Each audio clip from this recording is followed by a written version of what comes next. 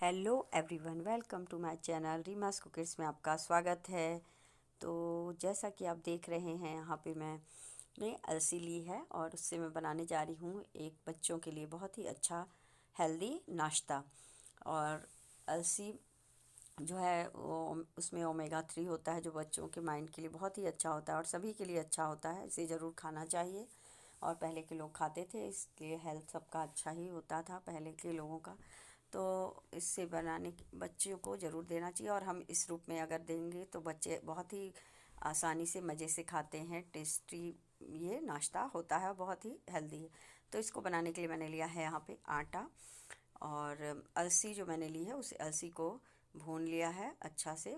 उसमें कुछ भी नहीं डालना है, आपको भूनना है कढ़ाई में। और जब अच्छा से वो पूरी तरह चटकने लगे और हाथ से आप छू कर देखेंगे वो मैश हो जाए, क्रश हो जाए, तो उसको फिर हम ठंडा करके मिक्सी में पीस लेंगे। मिक्सी में पीसने के बाद उसमें हम डालेंगे गुड़।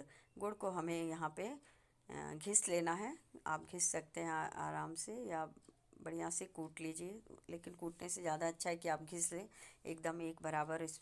इससे भरने में आपको आसानी होता है, नहीं तो फिर उसका गुड़ का छोटा छोटा फिर वो आता है ना, बोलते हैं गांठ जैसा, तो वो अच्छा फिर नहीं होता है, या टूट जाएगा आपका जो भरेंगे हम।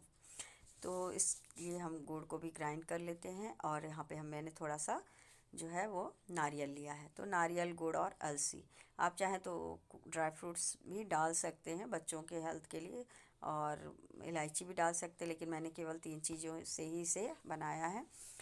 और गेहूं का आटा में 2-3 चम्मच मैंने यहाँ पे तेल डाला है।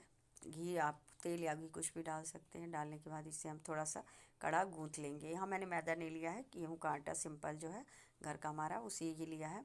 उसके बाद जो हमारी ये फिलिंग है, जिसमें मैंने डाला था तीसी या अलसी या फ्लैक्सीड और नारियल और गुड़, उसे हम डालेंगे 1.5-2 चम्मच। और उसके बाद इस तरीके उसमें चारों रोटी की तरह बेलने के बाद चारों तरफ से उसमें पानी लगा लेंगे। पानी लगाने के बाद उसमें हम इस तरीके से पलटेंगे, और पलटने के बाद उसे हम जो है कांटे की सहायता से, फॉरसेप की सहायता से इस तरीके से दबा दबा कर जो है हम एक डिज़ाइन तैयार करेंगे।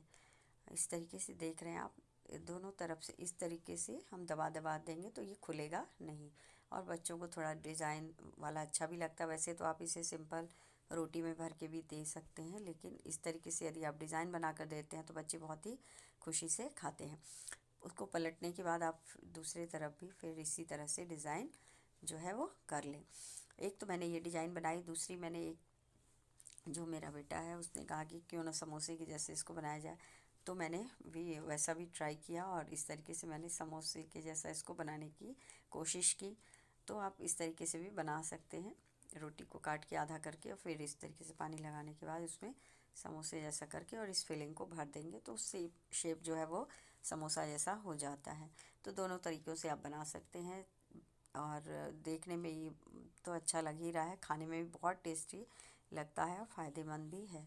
तो आप ज़रूर आप इस रेसिपी को बच्चों के लिए बनाएं, और बहुत ही सिंपल है और घर की चीज़ों से